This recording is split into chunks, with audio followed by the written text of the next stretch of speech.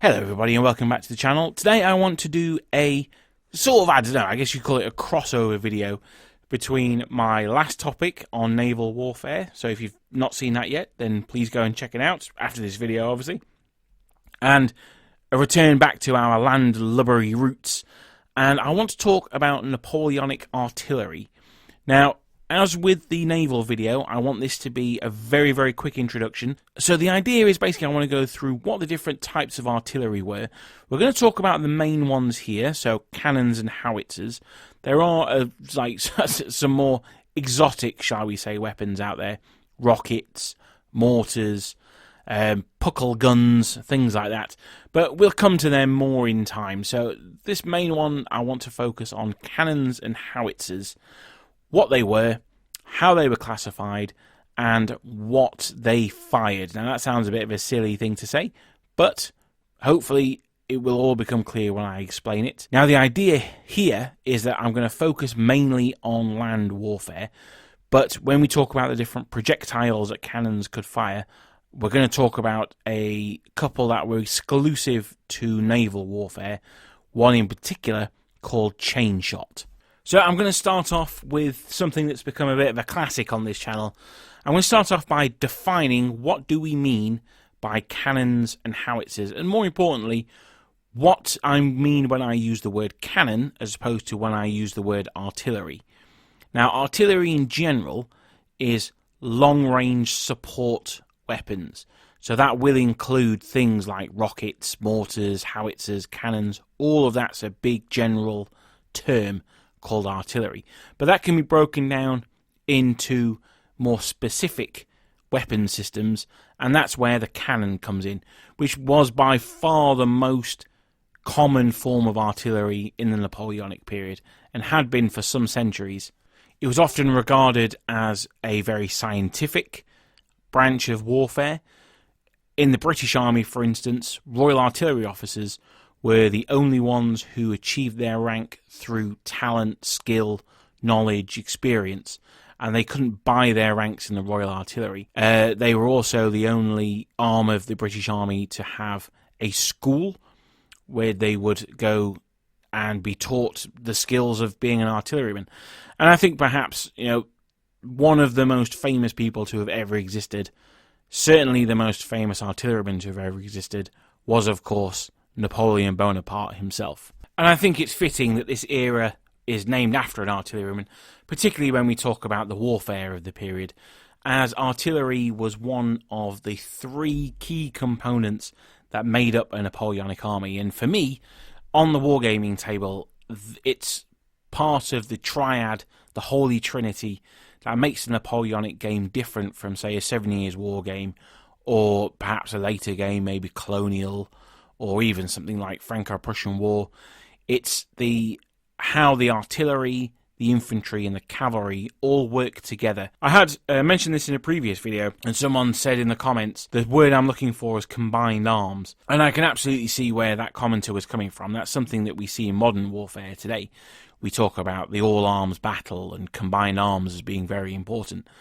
And I think it was slightly less so in the Napoleonic Wars. I don't think it was really combined arms. The artillery would do what the artillery did. The cavalry would do what the cavalry did.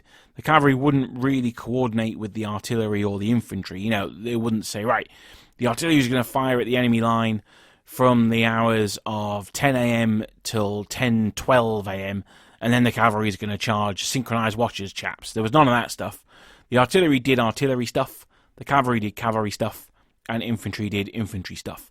But generals being able to coordinate that most effectively made the most effective Napoleonic commanders. And I think that's where a commander like Lannes, one of the original French marshals, really comes into his own. He wasn't as flashy as some of the others, but he had that coordination real down to a T, and it was almost like a instinct that he had for command that enabled him to use the artillery to create a situation which could be exploited by the cavalry and the artillery, that he got into the position for them to be able to exploit that area. I want to do a small sub-series on Napoleonic personalities, and I think Lannes is a really interesting French marshal. He died, unfortunately, at the Battle of Aspern-Essling, and for my money, he was certainly in the top 3 of Napoleon's marshals.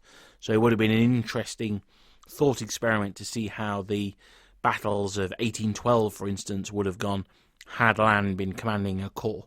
Well, anyway, that's enough of that diversion. Let's get back to the main topic in hand, which was talking about Napoleonic artillery. So I think we'll start by looking at the most common projectile that was fired by a cannon, and that was a cannonball, which is basically a sphere of usually iron that would be fired out of a cannon, kind of like a giant musket ball, to be honest. So they'd pack the powder down the end of the cannon and drop the cannonball inside. Then they would set fire to the gunpowder, which would explode inside the cannon, forcing the cannonball out. So it's fairly simple. Yeah, that's it really. These were particularly effective against either deep lines or things like columns. Now, most wargaming rules give you +1 to hit, or do extra damage if you're firing cannons at columns. Cannonballs at columns, anyway. And that's obviously because the cannonball sort of hits the first guy, but there's so much force that it's, you know, it can either go straight through him, or bits of bone and stuff like that can splinter out the back of him and hit the next guy behind, and the cannonball keeps on going and keeps on going. I'm absolutely no physicist, so I don't really understand how this works, but something to do with the momentum of a cannonball means that even when it's going pretty slow, the weight of it means that it can actually be quite devastating. Like I say, I'm not really sure of the physics of that. It's something to do with force and stuff. But yeah, so cannonballs, fairly common. The most common that you would get, and that's on land and at sea. One thing that really does grind my gears. Now, normally when I watch films, like, you know, historical films, I'm not looking too much at the history because, you know, I'm aware that they're films, so you've got to take everything with a grain of salt. But exploding cannonballs they drive me absolutely insane. Sharp in particular was really bad for that. So a cannon would fire, and there'd be an explosion, and then like loads of redcoats would like jump up in the air from the explosion. It just really used to annoy me. But yeah, well, there you go. That's Hollywood for you. So usually it'd just be, like I said, like a giant musket ball. It'd fire out. You have ranges up to a mile, depending on the caliber of the weapon. And the cannonballs were so important in these cannons that was how they were classified. So cannons were classified on the weight of cannonball they would fire. So you'll be shocked to hear that a 6-pounder would fire a cannonball that weighed 6 pounds. A 9-pounder would be a cannonball that weighed 9, 12, a 12-pound cannonball, and so on and so forth. So they were such the sort of bread and butter standard for cannons that's how they were classified. That said about the exploding cannonballs, though, I'm about to go on to the second kind of projectile a cannon would fire, which was basically an exploding cannonball. Sort of, not really.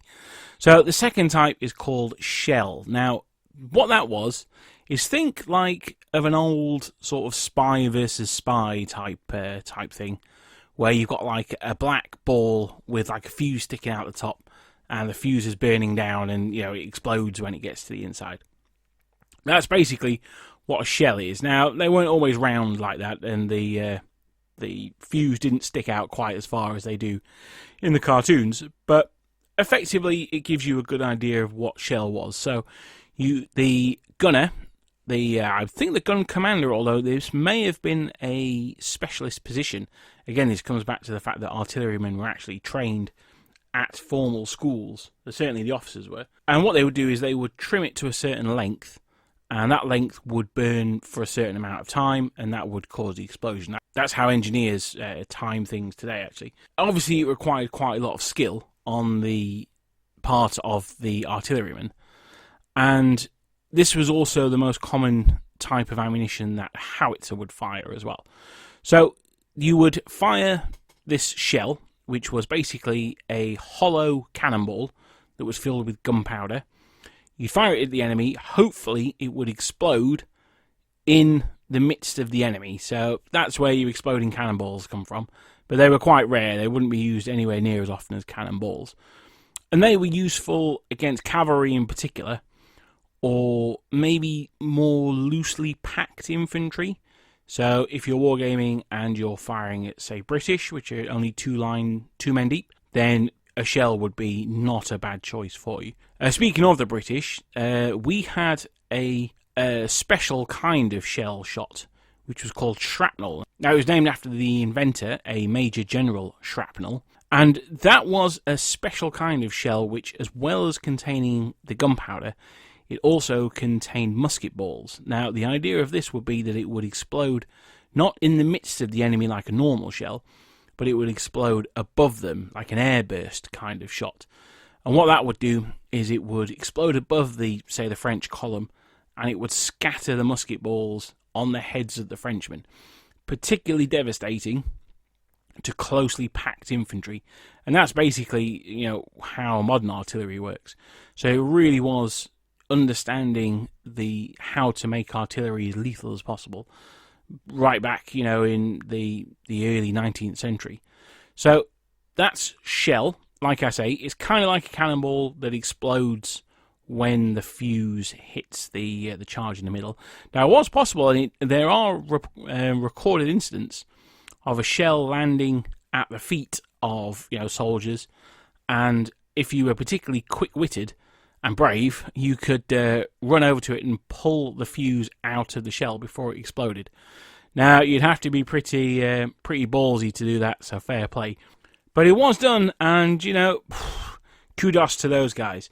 For an example of the effects of an exploding shell, I think one of the best things I've seen for that were in the recent BBC adaptation of War and Peace, where Prince Alexei is actually blown up by a shell in that. And it just really shows what a shell was and the effects that it could have had. Spoiler alert, it does not end well if you stand in front of a shell.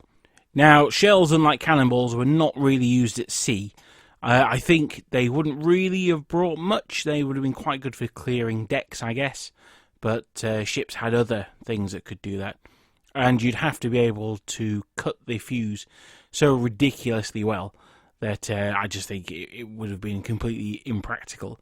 They did use grenades on ships, so they kind of threw shells, but that's quite a different thing. So we'll go on to the third kind of ammunition that cannons would use, and that is canister. And we'll kind of cover grape shot here as well, which was more common in naval engagements.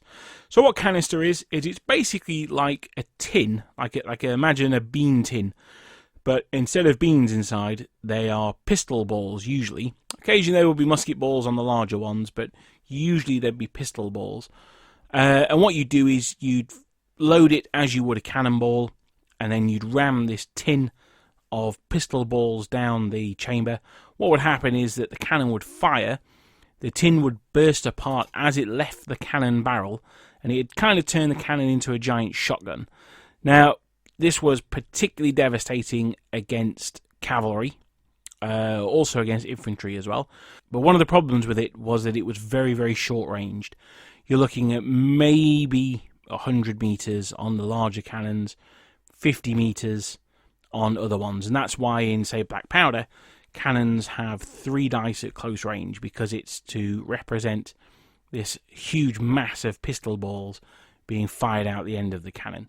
So grape shot is similar, but they tended to be larger than pistol balls. They were specially made balls, so not quite cannonballs, not quite musket balls or pistol balls. They were sort of halfway in between them.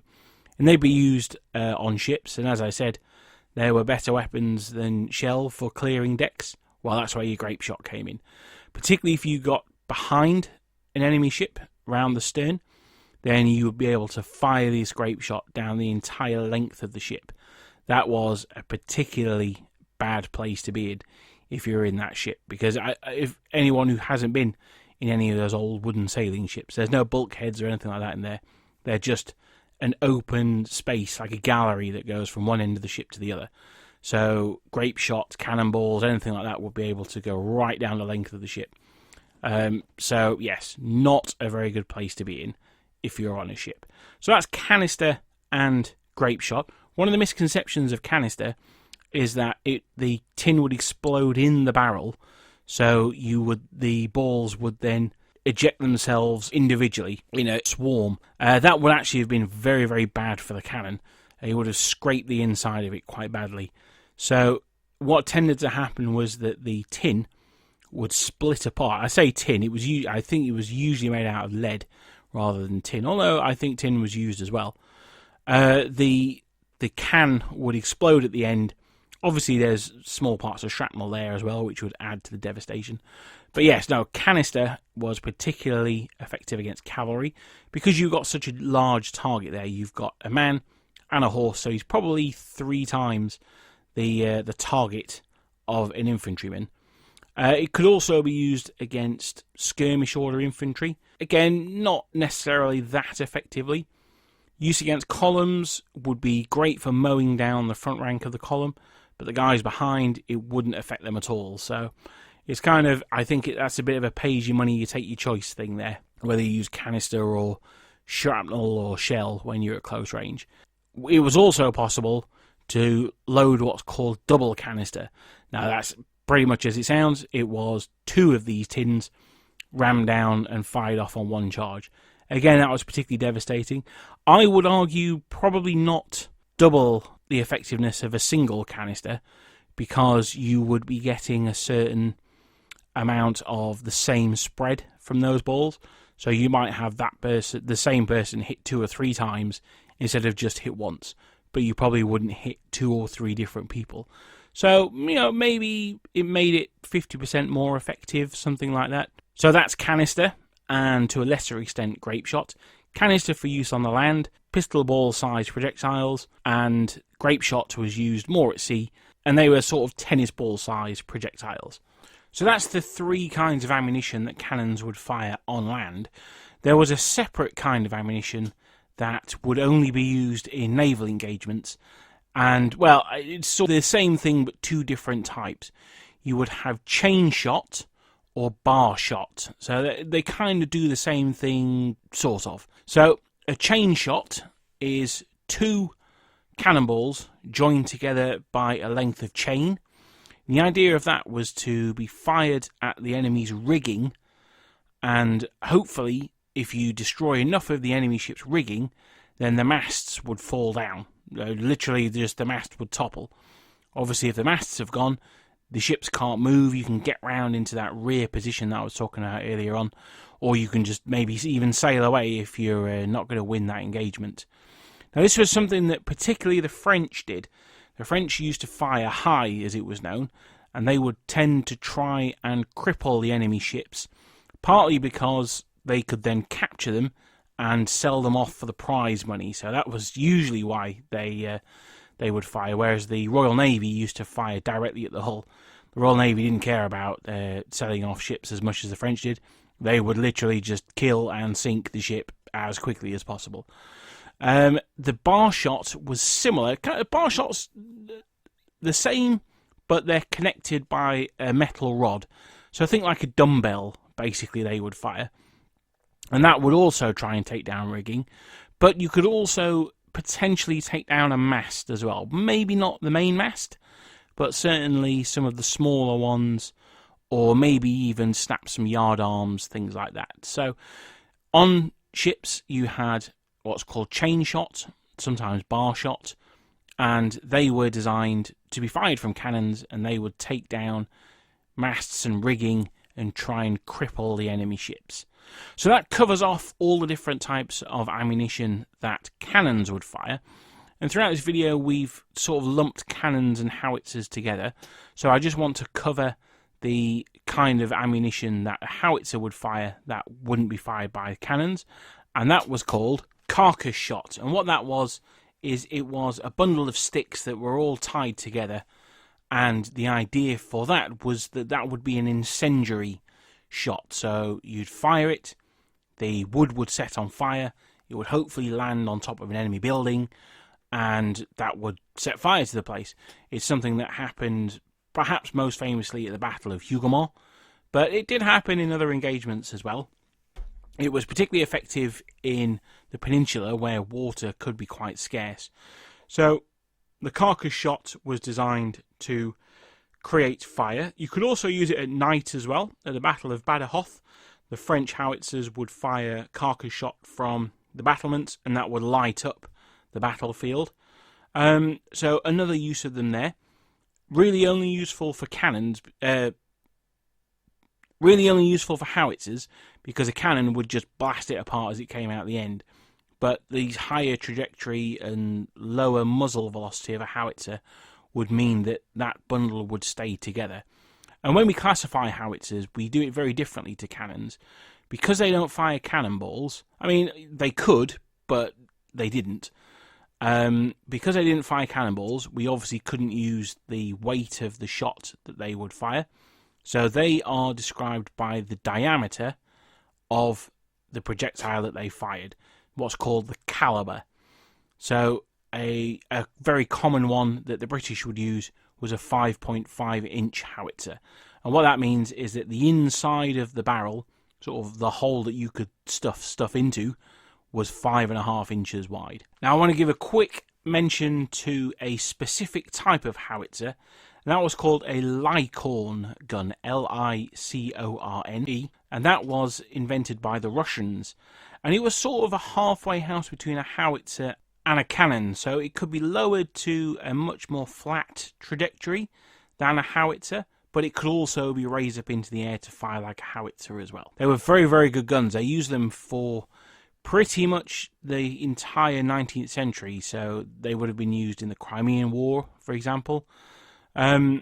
Because cannons and howitzers had very different uses on the battlefield, most batteries of most countries would contain a mixture. So for the French, they had something called the Guebreval system, which really regulated how the artillery in French armies worked. And usually a battery would consist of 6 cannons and 2 howitzers. So the howitzers there were to support the cannons and maybe do roles that the cannons were unable to, such as firing carcass shot or maybe firing that shell to explode up in the air, things like that. So that's why I've lumped them together in this video, cannons, howitzers. They were by far the most common artillery that we see on a Napoleonic battlefield. When we use them in black powder, they do have slightly separate rules, which I'm not a massive fan of myself, to be honest, because I think a gun battery should be a gun battery. Using the rules in Clash of Eagles, where it suggests, well, and the Albion Triumphant rules as well, where it suggests a battery should be 2 models. You could model one as a howitzer, the other one as a cannon. You could maybe use 3 or 4 models and keep that ratio, so maybe 2 cannons, 1 howitzer, if you were that bothered about it. Maybe roll for them separately, I don't know. Wouldn't necessarily go as far as that. But in other rules, there will be a distinction between howitzers and cannons. Howitzers are very useful for taking defender positions because you can set fire to them. So it's not so much taking them, more than denying them to the enemy, I guess. And that's really it for artillery. Now, in a unique first for this channel, I'm actually going to upload a second video today. I'm going to be uploading it about half an hour after this one. Please keep an eye out for it, because what it is it's a celebration of the channel so far, and more importantly than anything else, there is in fact a free prize draw that's going to be on the back of it as well. So keep an eye out for that one. Thank you very much for listening this long. Please like, share and subscribe if you enjoyed the content. If you didn't, well, thank you for sticking with it so long, and maybe give another video a go. If there's anything that I've said that you disagree with, or I've missed out something that you think I should have mentioned, please put it in the comments below. This is by no means an exhaustive episode on artillery, so please, I want this to be a bit of a community, so the more interaction that we can have, the absolute better. That all said, thank you very much for joining me, and I'll see you next time. Goodbye.